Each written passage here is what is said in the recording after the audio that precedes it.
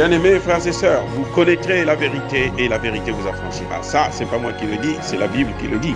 Mais moi, je vous dis mieux. Vous connaîtrez la vérité historique, notamment celle de vos ancêtres kémites, et vous aurez une vision globale de ce que c'est que la vraie souveraineté politique. J'ajoute, vous reviendrez à la spiritualité africaine ancestrale et vous comprendrez les enjeux de l'indépendance économique. Et pour terminer, vous accepterez votre identité culturelle kémite et vous obtiendrez deux choses. La première, c'est la paix. La seconde, c'est le développement, à une condition. L'unité de toute l'Afrique noire, l'unité de tous les Noirs du monde entier. Otep à tous. Bienvenue sur la chaîne des panafricanistes par essence, par conviction et par excellence. Celle des citoyens kémites par nécessité et obligation de combat. Nous sommes une chaîne qui n'est guidée que par nos ancêtres et rien que par les ancêtres qui appartiennent à l'égrégore du monde noir. Par conséquent, nous ne croyons en aucun Dieu venu de l'étranger. Toutefois, cette vidéo n'est aucunement destinée à inciter ni à la haine ni à la violence, car nous menons un combat qui est d'abord et avant tout spirituel, intellectuel et démocratique. Ensuite, il est politique, géopolitique et géostratégique. Contre l'impérialisme, le colonialisme, le néocolonialisme et l'endocolona, qui sont tous reconnus comme étant des crimes contre l'humanité. Nous menons cette bataille sur la base du principe fondamental que nous avons hérité de nos ancêtres kémites, qui est celui de la Mahat, c'est-à-dire solidarité, vérité et justice. Vous êtes donc en droit de connaître la vérité et nous avons l'obligation de vous dire la vérité, rien que la vérité, afin que justice soit rendue au continent africain. Et ça, c'est notre modeste contribution dans cette noble lutte en faveur de la souveraineté, la dignité, la solidarité et l'unité africaine. Ça, c'est ce que nous appelons le panafricanisme. Bien-aimés frères et sœurs, le nouveau président burkinabé, le capitaine Ibrahim Traoré, vient de nous donner quelques signes positifs, quelques signes promettants, quelques signes qui prouvent que le nouveau président est sur la bonne voie et qu'il va respecter ses engagements jusqu'à preuve de contraire. Il y a une vidéo qui circule sur la toile. L'auteur de la vidéo dit que c'est la maman du capitaine Traoré qui parle avec son fils, en l'occurrence le capitaine Traoré lui-même. On voit la maman, on la filme, mais le fils est au bout du fil. On entend donc le capitaine Traoré qui demande à sa mère de le bénir, de le soutenir moralement, spirituellement. Bien entendu, je ne peux pas vous garantir l'authenticité de cette vidéo, mais ce que je peux dire, c'est que je fais une hypothèse de travail. Et donc, je prends l'hypothèse dans laquelle cette vidéo est authentique. C'est le capitaine Traoré qui parle avec sa propre mère. C'est une femme qui parle comme effectivement une bonne africaine. C'est la culture africaine. Elle bénit l'enfant, mais elle pose des conditions. Elle dit à l'enfant que tu dois d'abord pas faire ce que tes prédécesseurs ont fait. Tu dois faire les choses différemment. Ça veut dire quoi? Ça veut dire qu'elle interdit à son fils, donc le capitaine Traoré, d'imiter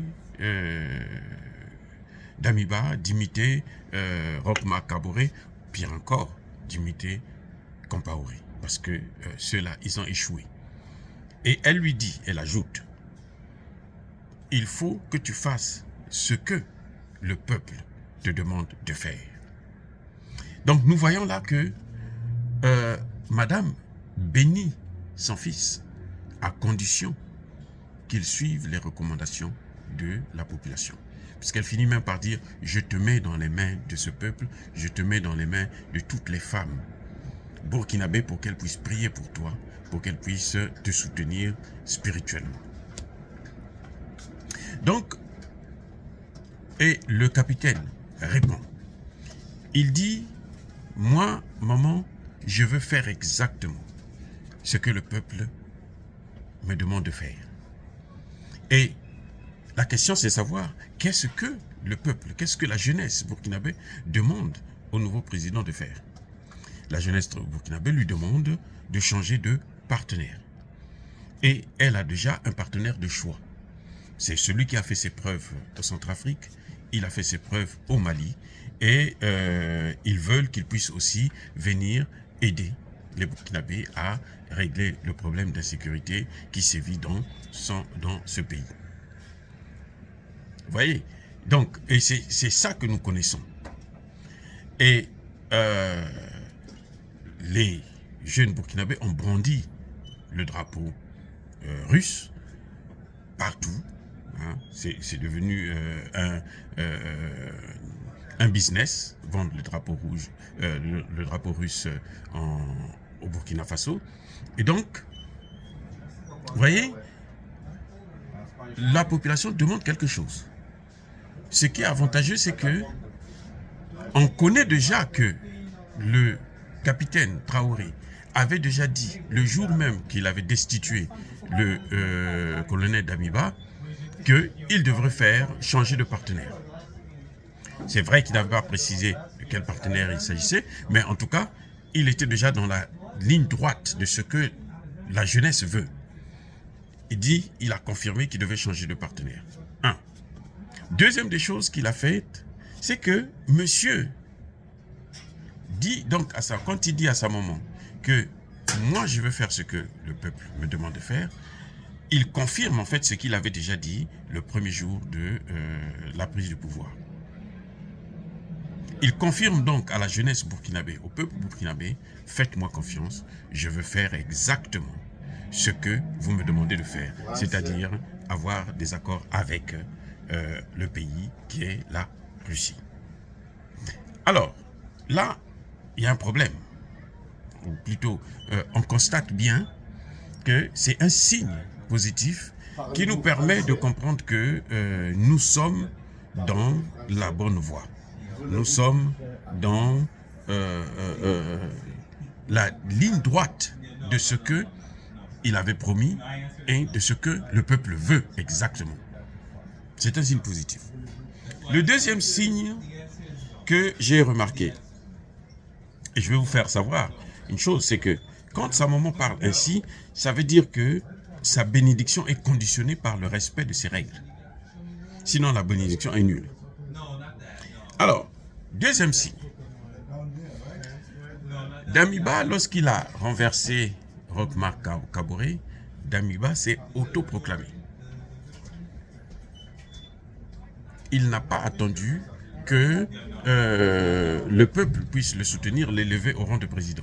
Il s'est autoproclamé, je prends les commandes de la tête du pouvoir, je suis maintenant le président. Et donc, le conseil, hein, la population n'a fait que adouber, n'a fait que, comment dirais-je, valider, si vous voulez, son pouvoir. Alors que, avec le capitaine Traoré, c'est pas la même chose. Le capitaine ne s'est pas autoproclamé. Ça, c'est un bon signe. Le capitaine a attendu à ce qu'il y ait des assises nationales pour que ces assises-là puissent le désigner comme président. C'est très important de constater cela. C'est-à-dire que ce n'est pas quelqu'un qui veut le pouvoir parce qu'il a besoin du pouvoir, parce qu'il veut se faire un nom, parce qu'il veut être président. Mais c'est quelqu'un qui veut le pouvoir, qui a pris le pouvoir pour régler un certain nombre de problèmes. Et il s'est mis à la disposition des représentants du peuple, ceux qui ont participé aux assises nationales, pour que ceux-là disent s'ils veulent le conduire à la tête de la transition ou pas. Tant mieux, c'est ce qui a été fait, et on l'a conduit à la tête de la transition. Donc voilà un deuxième signe positif. Maintenant, le troisième signe, c'est lequel? Pour comprendre le troisième signe, on est obligé de venir à l'Organisation des Nations Unies lors du vote de la résolution pour condamner la Russie qui a annexé 4 régions de l'Ukraine. Quelle a été la position du Burkina Faso? Le Burkina Faso ne s'est même pas présenté. Ils ne se sont même pas abstenus, mais le Burkina Faso, le représentant du Burkina Faso au niveau des Nations Unies, ne s'est même pas présenté au vote. Et nous savons que ceux qui se sont abstenus et ceux qui n'ont pas voté, ceux qui ne sont pas venus voter, soutiennent la Russie. C'est ça en politique. Donc, en fait, le Burkina Faso a soutenu la Russie. Ce qui, le contraire, m'aurait étonné, en tout cas moi personnellement. Parce que vous ne pouvez pas condamner l'annexion de certaines régions. En plus, il faut dire une annexion qui s'est faite par référendum, en fait. Il y a eu un référendum et la population s'est prononcée pour adhérer, être partie intégrante de la Fédération de Russie. Alors ça montre bien que le capitaine Traoré est sur la bonne voie. En tout cas, jusqu'à présent, on ne peut pas le suspecter de quoi que ce soit. Il est sur la bonne voie. Il a compris nos messages. Lorsqu'il parlait beaucoup sur RFI et autres, on lui a dit « tais-toi maintenant ». Il a accepté et il s'est rabaissé. Il a stoppé de parler sur les médias comme il le faisait avant.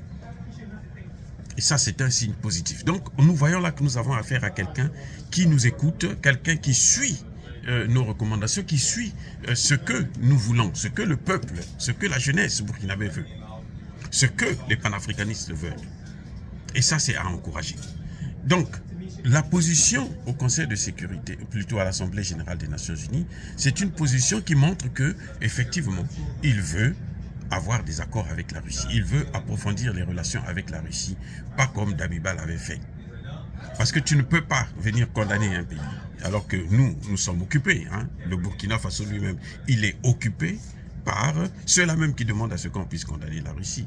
Puisqu'on le voit, la base militaire française, elle est là, les Français sont là, avec sabre.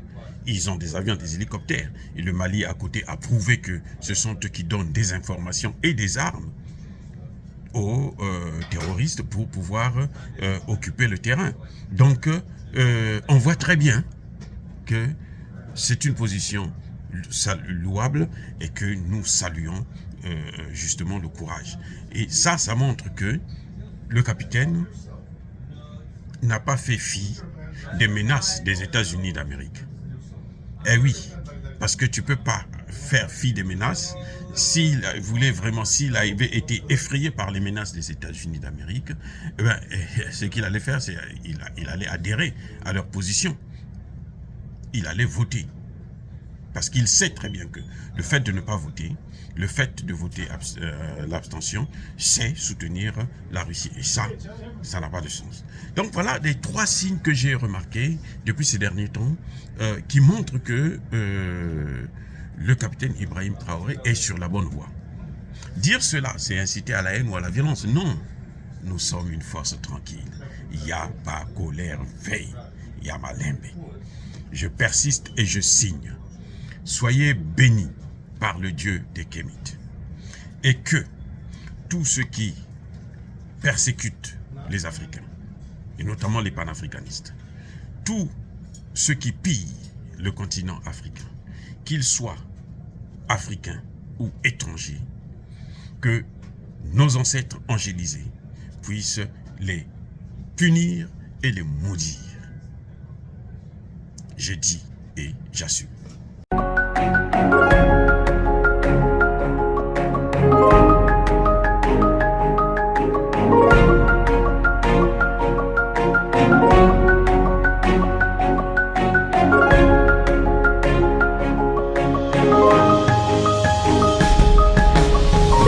Eux, ils marchent par la foi et non par la vue.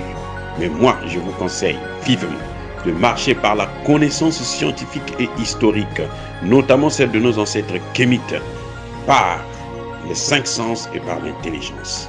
Abou Abia.